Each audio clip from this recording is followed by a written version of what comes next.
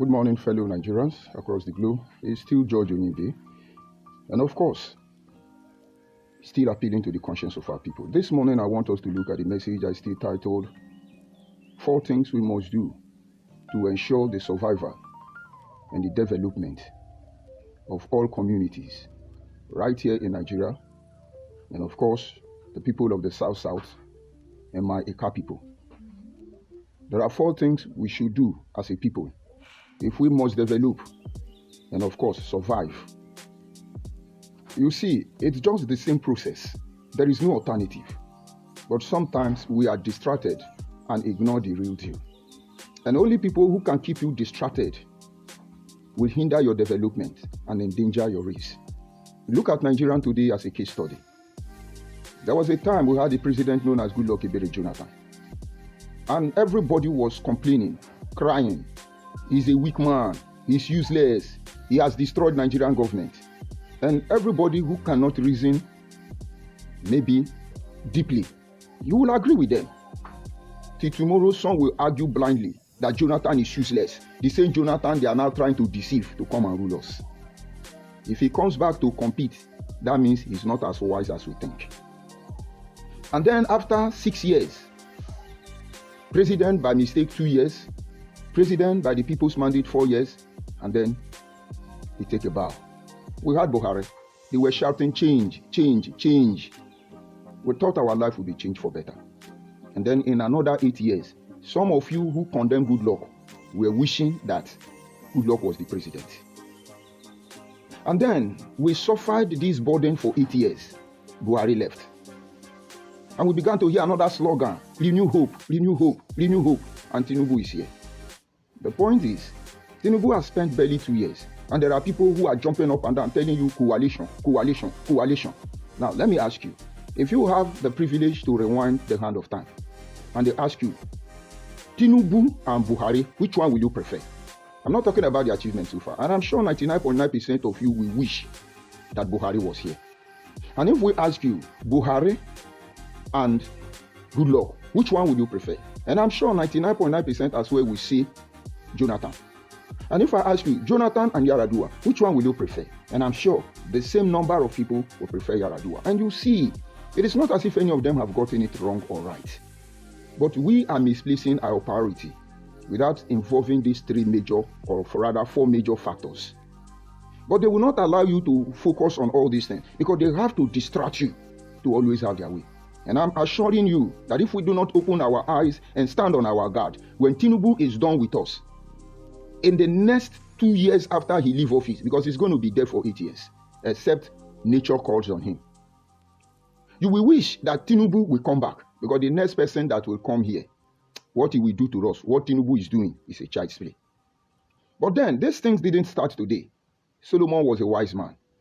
He brought Israel or the Hebrews to the peak of their civilization. Development unimaginable. The world were humble at what he could achieve.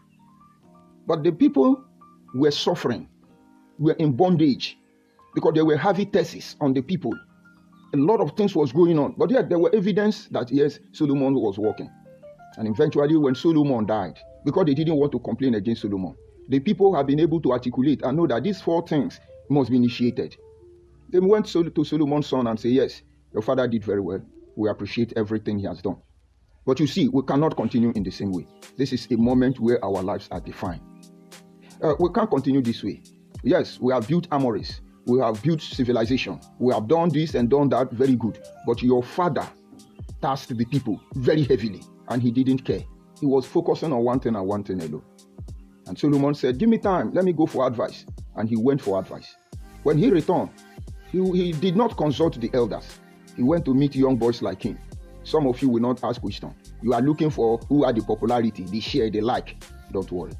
And they told Solomon's son, don't listen to those old men. As they will tell you, don't listen to this man inside uncompleted building. But the journey has just started. And Solomon's son came back and said, if my father has used one whip on the people of Israel, I will double it. To him, he was invincible. To him, he was untouchable. To him, nothing will happen. Actually, nothing happened. But under his reign, Israel that united under David and was sustained by his father Solomon, all of them broke up. Till today, Israel never regained itself again. Because these 4 factors were not considered. If you look at Nigeria as we speak, go to Onne Port. About 20 containers were hijacked or intercepted rather by the Nigerian Navy, or should I say Nigerian Port Authority. I'm talking about Onne in Port Harcourt. In these containers, they were smuggling it through River State. You know what the containers was carrying? They camouflaged that it was Bill Okereka, fairly used clothes. They disfigure or rather deceive you as if some of them were carrying electronics. Some were carrying tomato paste. Some were carrying, all these daily items. But lo and behold, inside them were high drugs, worth over hundreds of billions, not millions. Just 20 containers, worth billions. But when you open it as immigration officer or custom officer, what you see there is Okereka. What you see there is toothpaste and tomato paste and some Tokumbo selling fan. But meanwhile, they don't want you to know what is happening in your backyard. And I'm sure what I'm telling you, 99.9% of River State people did not know that. But you are inside the water, you own the creek because they are distracting you. This is how they do. Let's go back a little bit. If you are in Nigeria, born in Nigeria, or you have access to the social media space of Nigerians, you will know that in the 90s, nobody was shouting, Abo Isibu, Eka Isibu, Ikole Isibu, everybody Isibu, Igbos are in 13 states, Igbo are across the world, Igbo Isibu this. Nobody was doing that. Does it mean the generation of those Igbo didn't have sense? I think they were trying to be sincere. Or maybe they laid the foundation of what is coming out today. I ask you, in 1990, this thing Igbo Biafra people are doing, claiming that everybody is Igbo. Could it happen? Shame will not even allow you to say that. Ikwere is Igbo, Ikwere is Igbo. Even though you say they are Igbo, this is something you just have to deal with. But today, you see them sit down in a fancy room, see them stay in a fancy location, and some useless girls that will not have husband.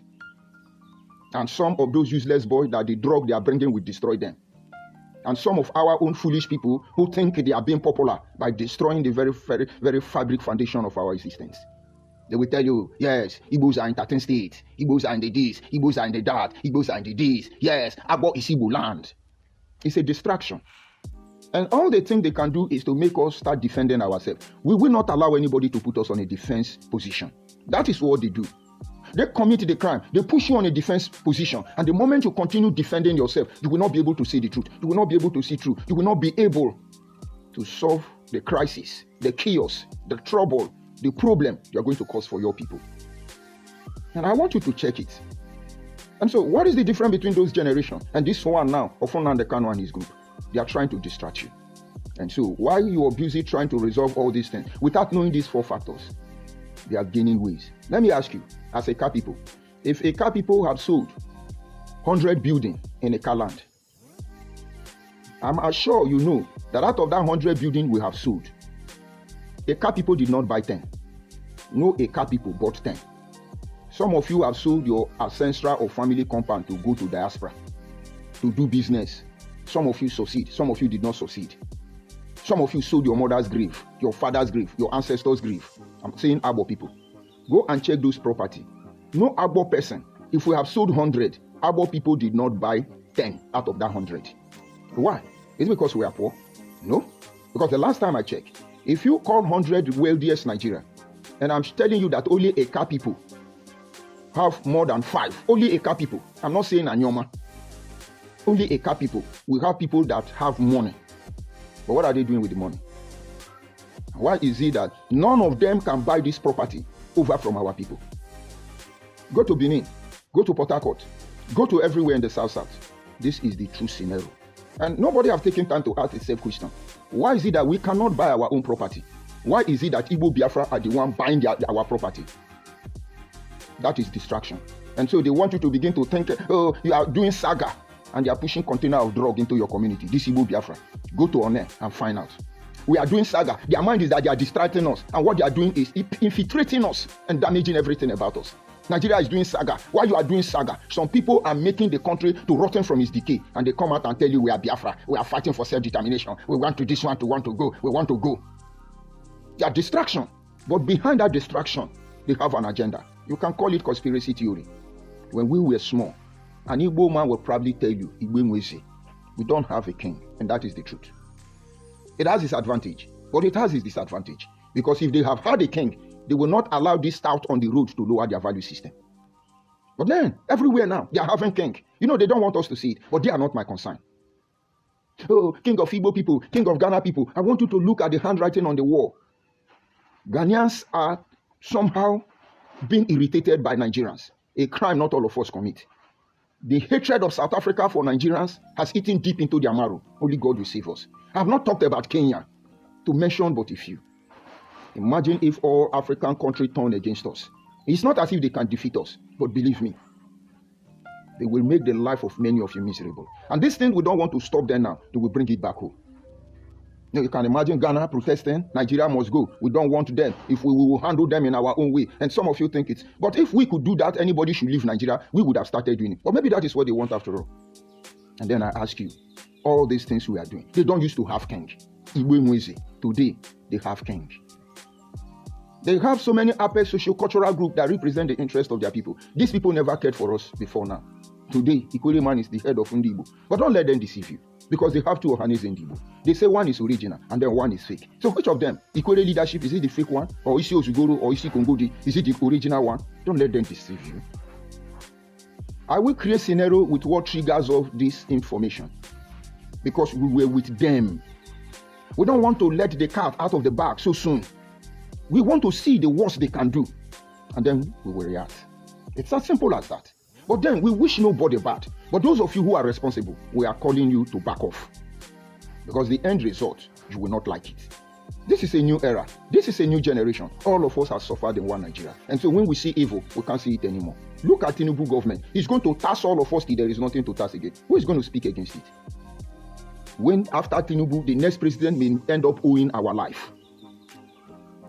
When Buhari was doing his own, everybody was applauding him because he comes from their own ethnic group. And now we have come to a position where you cannot condemn evil, where you cannot call a spade a spade. Because somebody will feel hot, and yet we dream of one Nigeria. We're looking forward to one almighty Nigeria. And believe me, our prayer is that God will help us to get to that level. Because I look forward to that day, where I can see a Yoruba person, and I trust the Yoruba person, and I can sleep and feel free, not considering if they have interior motive or hidden agenda. And vice versa, the Hausa man. We used to trust the Hausa people before now. We used to trust the Hausa people before now. But look at the reading, look at the trend. They look like a threat to the extent that I was in the market yesterday.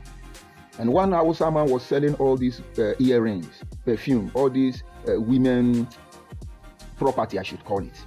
And some group of women were calling, Fulani man come, Fulani man come. The man turned angrily and said, I'm not a Fulani man. I said, I beg, Fulani man come. The man stopped, and if you see the anger. And so I paused and observed. They said, the man said, no, stop calling me Fulani man. I'm an Hausa man. And I pay more attention. He said, no, Hausa we farm. All those tomatoes, all those yam, that is what we do. Don't call me Fulani. In other words, that guy knows that Fulani people lead cow, and they are responsible for a certain number of terrorism in our farm. Tinubu want to help us reduce market price now, so that we can be able to afford food. Start by asking those criminals whether it is Igbo Biafra terrorists in our farm, or it is Fulani terrorists in our farm. Because these are the only two people in Nigeria who don't want us to have peace in our space. Every day Fulani headsmen. But they are not my concern. Because somewhere along the line, if we are not accomplished, they cannot have their way in our community. But these Igbo Biafra people, their own is terrible because they are slow poison. They pretend as if one of you, from the inside, they destroy everything about you. And before you know, your people are gone. And remember, we're looking at how we can survive, develop and survive. Every community in Nigeria. Number one thing is, you must know, what do you want? And if I ask you, in this Nigeria, Igbo people, what do you want? In your community, what do you want? Follow, anywhere belief is. But I'm sure you don't know what you want. That is what makes us weak. You come to a restaurant and tell your friend, please, what do you want? He say anything. In my place, anything is considered as shit. You don't say you want anything. If you are Igbo person, born and brought up, somebody say collect something. You can't say anything. Because somewhere you say you want shit. There is nothing like anything. Be specific. Okay, just give me water. Okay, just give me mineral. Okay, just give me beer. Be specific. Because anything is nothing. And most of us have lived with this mentality of anything. So anything that comes, go. No, look at all the politicians. Almost all of them are in APC. The same APC they condemn. The same APC, they relegated to the background for a very long time. And then one man that knows what he wants, Tinubu, has made all of them rushing back to APC. It's a shame. That is how you know politicians who don't know what they want. They want anything as far as they get the momental benefit, which is financial inducement. All they want is their money. And so these people cannot come out and say, we want the progress of Nigeria. We want Nigeria to develop. We want Nigeria to survive. No, they don't know what they want. It's applicable to us even on every sector. Ask many people, ask Yoruba people, ask the Shekiri people, ask the job people, as the case may be. Ask them what do they want. Only those who know what they want have problem with Nigeria or are respected by Nigeria. Look at Fulani herdsmen. They want your land by fire, by force. Every year they are pushing one cattle ranch to one goat ranch to one grazing bill to one. That is what they want. And if the government don't give them ear, what do? They begin to kill. And every story of killing in Nigeria is tied to Boko Haram or Fulani herdsmen. Majority of them, before now they cannot give Igbo people Igbo Haram because they know what they want. It's not for the interest of everybody, but for the interest of their people. And all of a sudden, Igbo Biafra everywhere. They want your land and access to waterway. That is all this Biafra nonsense and all this Igbo unity. They know what they want. Look at the job people. You recognize them. What do they want? They want resource control. And they have not asked for anything less than resource control. They keep asking for it till today. I'm coming. You know Ogoni people today, a very tiny community somewhere in River State, because they knew what they want. What do they want? They want the Bill of Rights. And so I ask you again, Eka people, what do you want? Anyoma people, what do you want? Nedi Nwoko want you to be carved to Igbo people. But we say, give us our nature back. They will not agree. They say, Ivo, you are this one, you are stupid. So what do you want? You see now that you really don't know what you want. Just take a look.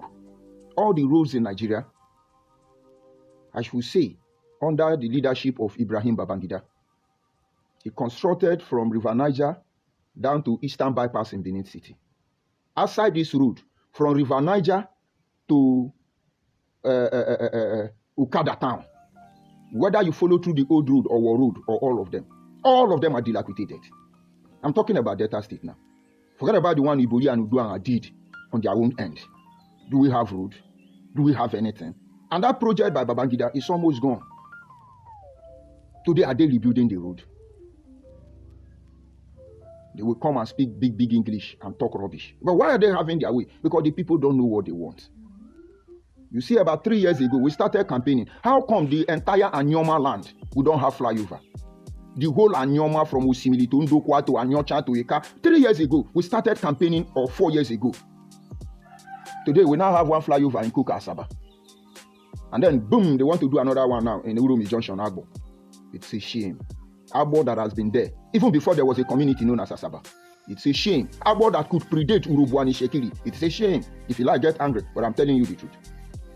Because we don't know what we want. Anyone, anywhere benefits. We have had our own fair share of representatives in the federal or federal character, as they call it. We've been governor of Central Bank. We've been head of the military. I can't forget Terabo. We've been on front line of journalism. I cannot forget this day newspaper. We can go on and on and on. We have always been there. With all this exposure, what have we achieved as a people? Because we don't know what we want. It's not just about Abo. It's applicable to everybody. But charity begins at home. And so first of all, you must know what you want. Look at the Europeans. They know what they want at every given time. This gives them information on how to go about it. And when you know what you want, the number 2 things you need to do is, what is the threat? What is the challenge of getting there? I have had so many reasons to back down in many issues, but I refuse to back down. Because I know the challenges ahead, and we prepare our mind for those challenges. And when it does come, we will be ready. Today, Nigeria does not even know the challenge all around her. They tone down on those challenges. Somewhere along the line, nothing will happen. But something is happening already. When Tinubu is done with all of us in these 8 years, if you don't do the right thing, your life will not remain the same again. But don't forget, kingdom rise and kingdom fall. Just Tinubu, less than 2 years, all of you are running temperature. For the first time now, they want to patronize Igbo man. For a very long time now, Igbo people have not been president. We the PDP, let's zone it to Igbo people. You forgot what you discussed behind. But of course, Igbo will fall for you. Oh, it's our turn. Yes, it's true. Yes. But you know what will happen? These same people will go back and begin to bribe Igbo people. They will bribe Rojas Okorocha. They will bribe Willie Obiano. They will bribe Hope Uzodinma. They will bribe Soludo. They will bribe all of them. Both Namane, Team Ayoke. They will go and bring all of them and begin to bribe all of them and make them fight against each other. And then the whole world will say, look at. That is why they are predictable. Because that is how it will end. Just go and look at the body language of PDP as we speak. Now they are remembering David Mark, Robert Shola, all those old politicians that you're supposed to. They know the game. These are the danger. In as much as we don't want to threaten you, don't threaten us. So when you know what you want, find out the danger. Because everything is not as it seems to be. Sometimes we see challenges. And some people, when they got into marriage, all their mind is going to be rosy as always. No. Prepare for the good and the worst time. There are things your wife, your husband, your spouse could not do on that relationship.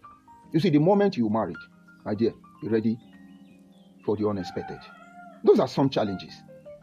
Your girlfriend is coming to see you. He rubs pancake, put lipstick, wear wig, and she's always fresh, smelling nice, adorable. But you think that is how she's going to look when she comes into your house? You're going to break up in less than 3 weeks. Because when she wakes up from the bed, she will not make up. You will see the real person you have not seen before. Some guys, you see them, they don't shave their armpit.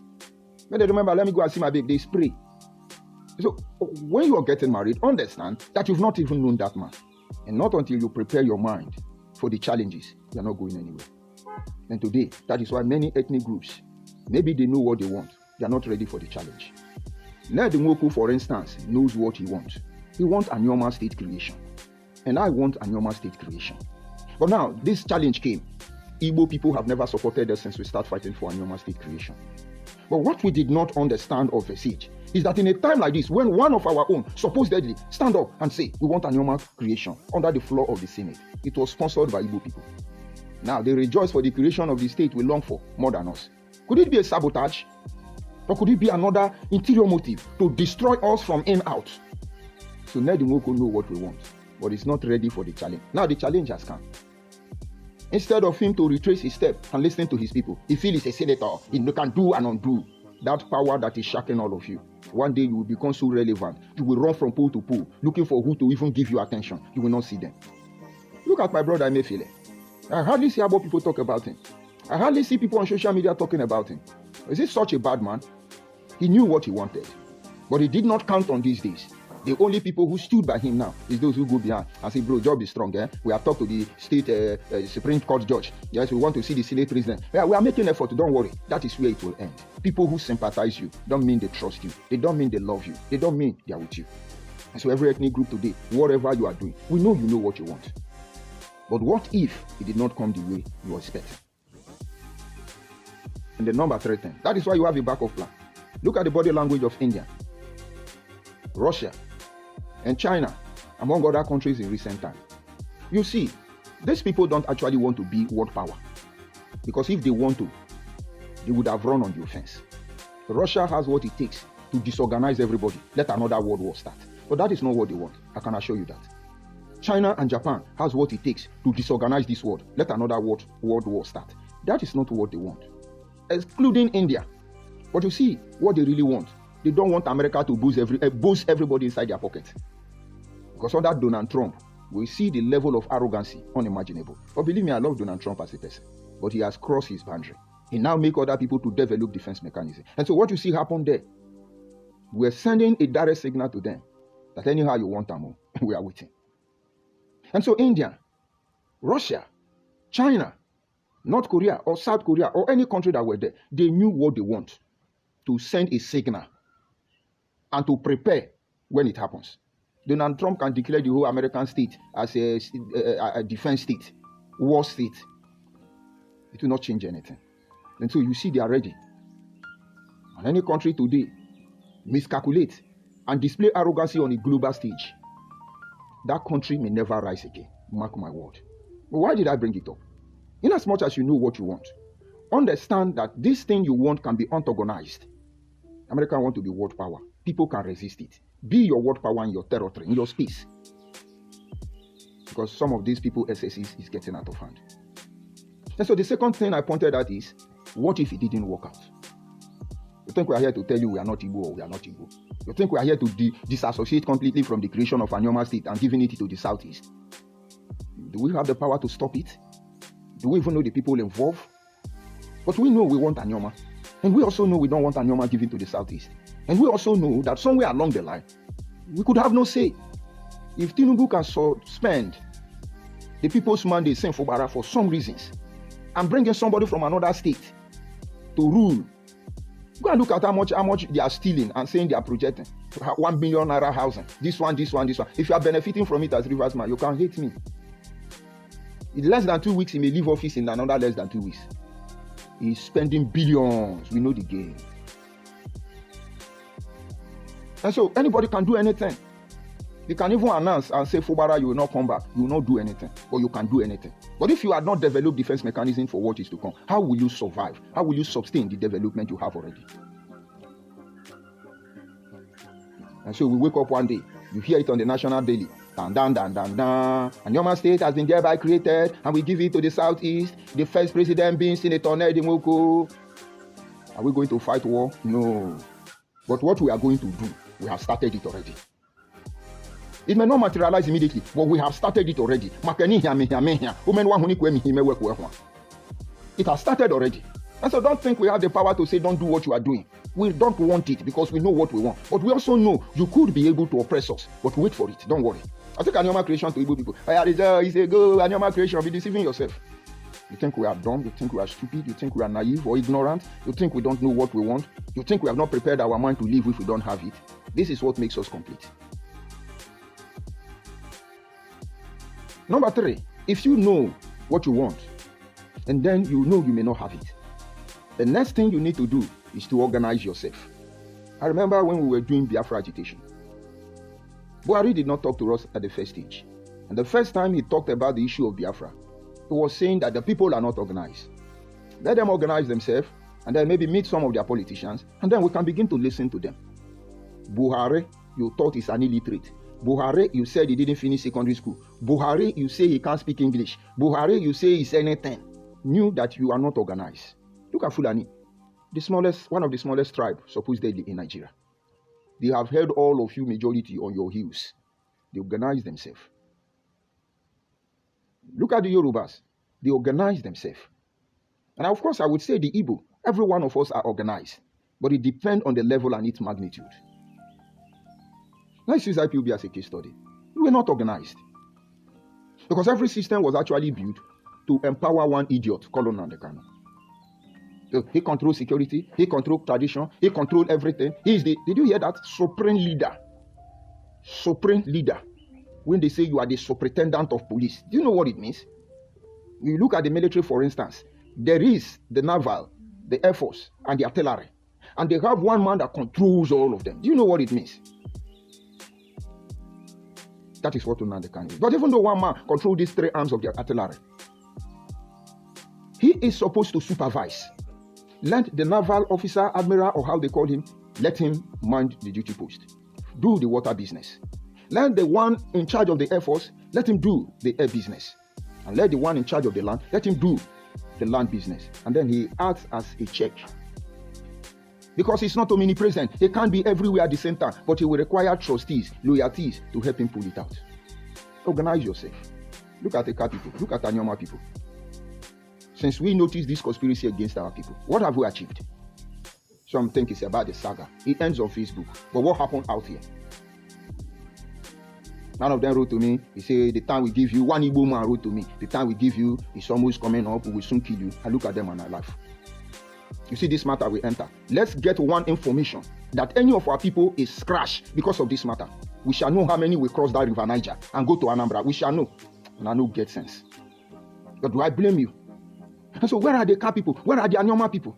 How organized are we? Being organized does not mean we have to be perfect in everything. Being organized is that we must understand that Nweri won't care for, Nwedome won't care for. You're not organized. If you understand what I say, you should understand. The money you are using to spend now to buy food in the restaurant, it's all because of the stomach. That one you store in the bank account is still all because of the stomach. When we are organized, whether you are in order or you are not in order, we will have a system that makes all of us function as one. This body you see, it's made up of different departments. Some of them seems to be working against each other, but it is necessary. You call worm parasite. Am I correct? How much could man survive in the absence of that parasite you call worm? You see, very small. So you have to manage it. We have acid in our stomach that has the capacity to even peel our skin if it touches it. But yet, it does not tear our stomach. And yet we carry it around. Why is it there? The body is organized. Some we build and some we destroy. But ultimately, they are building blocks of life. They know when it is time to maintain. They know when it is time to deploy. And so when I mean organized, don't think all of us are going to be the same. Some of you are doing saga. We want that saga. Some of you are trying to expose them. We want that exposed. Some of you are trying to bring our people. All of them are necessary because in the end, we need each other. There was a time in my community, the rate young boys who were joining cultism and doing all manner of rubbish was increasing. And so they said they were going to apprehend those youth that were causing crisis in the community and that they were going to unalive all of them. This was by the consent of the king. And with the connection of one of our brothers that is in the military, retired of course. And so they rounded up these boys while they were having their meeting in the bush. And there should be about 37 of them. And they called the king and said, we have them now. Do we unalive them? The king said, yes, we need peace in this community. And that retired army man said, the king, please, we want you to come first of all, so that we look at one or two things, then we do what we have to do. The king rushed down to the venue, and then he saw all of them. And the retired military man told the king, he said, see, these boys are bad boys. And of course, if we kill them, this community will have peace. But then there is something you have not considered. These boys are the only people that will defend this community in case of eventuality. When the unexpected happens, these are the only people that have the morale to save this community. And so if we unalive them, this community will be defenseless. You think we should still go ahead and unalive them? For the first time, the king discovered that unaliving them is not the solution. Just give them orientation. And these boys were allowed to remain in the community. They warned them. Those boys know that their life was taken and given back to them in a twinkle of an eye, and they have a choice to make. They didn't kill them. As I talk to you, some of them today are lawyers. Some of them today are pastors. Some of them today are great athletes around the world. And each time I look back at the wisdom of this military man who saved those people and saved my people at the end, I see the power of what it means to be organized. You don't know it all, and I don't know it all. But when we are organized, somebody can step forward and say, this may not be the best option. Let's go this way. Sometimes we have to disagree, but yet agree. Are you organized? Is Nigeria organized? The way we are in Nigeria today. If we have any conflict, let's say war, with any other country in Africa here, you will be shocked that the army they will use to kill Nigerians will be Nigerians. Because there are some people in Nigeria, these Igbo Biafra people, just give them money and tell them, come and help us kill fellow Nigeria. They will not consider the consequence. Because people who will now bring Okereka and hide it with hard drug, fake drug, and push it, working into billions, what will they not do to you? Have they not killed you already? I'm not talking to all the Igbo. When I begin to talk to all the Igbo, you will know. I'm talking to Igbo Biafra. And those Igbo people who are harboring Igbo Biafra from Equatorial Guinea, descendants of Abraham, get ready. You can tell a blind man that there is no palm oil in a soup. He won't know. But you certainly can't tell them that there is no salt. It's unfortunate. So you have to organize yourself. This is how they do it in Europe. Most countries you are in Europe, somewhere like Germany, every German citizen is a policeman. They monitor you. They monitor you. All those your children born with German people, they have their data. All of you are on record. They are monitoring you. But they are not wearing uniform. They are organized. And they are not afraid. You can't give them sleepless nights. The moment you are disorganized, you are not going anywhere. Where is Anyama State creation? Where are all this rubbish? They can only say it in their space. We need to be organized. And that is why I keep calling on the rallying point. Without the rallying point, maybe this is where we will end this journey. But believe me, before our time is up, we will create this rallying point. Not everybody will agree. When Ken Saro-Wiwa did what he did, not every Ogoni people supported him. Go and ask Magnus Abe. Some of them were brutally against him. But if Ogoni is recognized till today, it is because of the rallying point created by Ken Saro-Wiwa. And so I do not expect all of you to see what you are not destined to see, except through the eyes of another man. Do what you are doing. All of us are useful. But the key word is organized. Is Nigeria organized? No. That is a major challenge. Go and look at INEC body language. Go and look at Supreme Court body language. Go and look at the Senate body language. Go and look at the President body language. You will see there is conflict of interest. You will see suppression. You will see defeat. And I could go on and on and on. Number 3. And then the 4th one there is sacrifice. Nothing good comes easy. And they say, no pain, no gain. You see, when I knew the truth about this path I want to follow today, about 90% of my life has been taken. I was completely destroyed.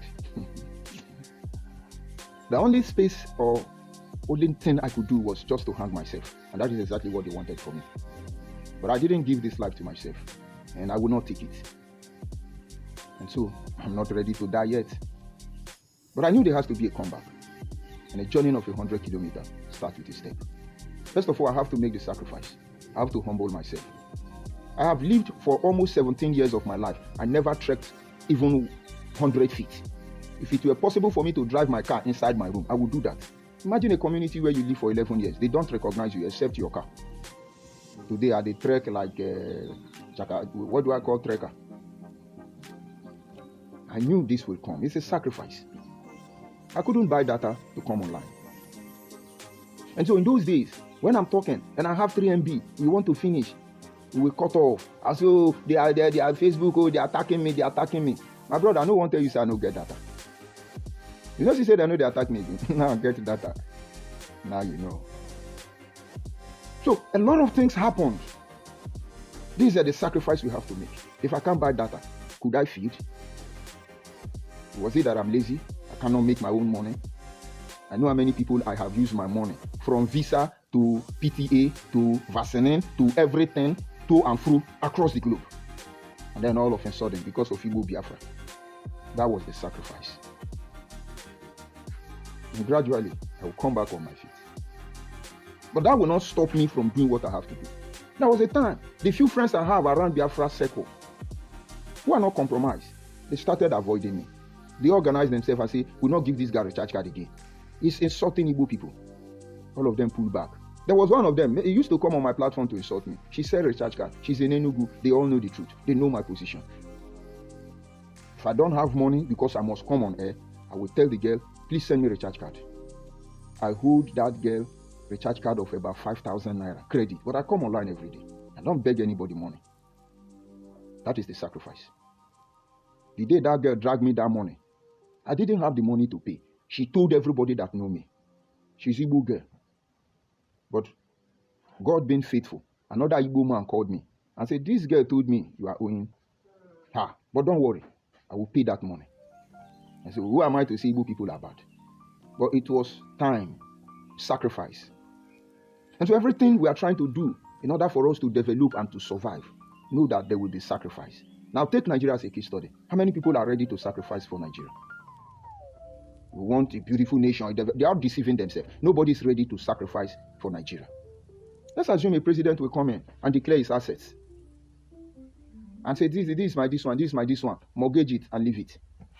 And then we give him 1-bedroom flat. Maybe pay his children's school fees. We say, oh, yeah, monitor the system. There is no newspaper allocation. There is no girlfriend allocation. There is no NEPA allocation. There is no, all this rubbish is not there. He will survive. They don't need billion to read that newspaper. They don't need 100 driver. And if we have leaders like this, who arm themselves to redeeming accountability, the politics of Nigeria will become unlucrative. It's no longer going to be, fancy. Everybody will run. And then you will see that in less than 3 years, with such leader that is ready to make sacrifice, avoiding the temptation of joining the gang of looters, Nigeria economy will rise. And that is the secret behind many countries you call developed countries. One man was willing to make sacrifice. Because when you loot, I catch you. You must give me my own share. And that is why many of them are involved in the looting, and they will defend all of themselves. Every ethnic group in Nigeria. If you must survive, these 3 things, don't overlook it. And of course, the handlers of Nigeria, you already know the truth. But remember, there is no way out. It's not just going to say, it's a great nation, we are going to be a great nation. This is what we pray for. This is what we are willing to bleed for. And this is what we want to see the few time we have to spend on earth here. Because we just have one lifetime. Let's do the right thing. And I call upon the South people, and Yoma people, Naika people. There is no two ways about it. without a rallying point, we will end up on saga. And for those of you who are doing well already, I applaud you and I thank you. You need to stand your ground very well. Because don't forget, in the process to getting it right, all of us may have to fight ourselves. It happens. Bafemi Awolowo, I will always, when I look at the history of the challenges and the crises he went through, his kingsmen, people like Bode Thomas and the rest of them, but today we're organized. Today, the Tinubu you see is a protege of Obafemi Awolowo. And when this guy is done with all of you, oh, let me go to the comment section and receive my insult. Because I know it's like they're afraid of insulting now. I think I see only one comment here. That is Osa Barua. He said, good morning, wishing you a blessed day. Barua, good morning, and thank you so much. The rest of Biafra can come and drop your insult on the comment section. Or peradventure, we are curing you already. But before you say, idiot, useless man, Google man, uncompleted, I love it. It fuels me. Because any day I see insult here, whether in or out of this broadcast, I will still return for you. Shukran kwa kuyegbe.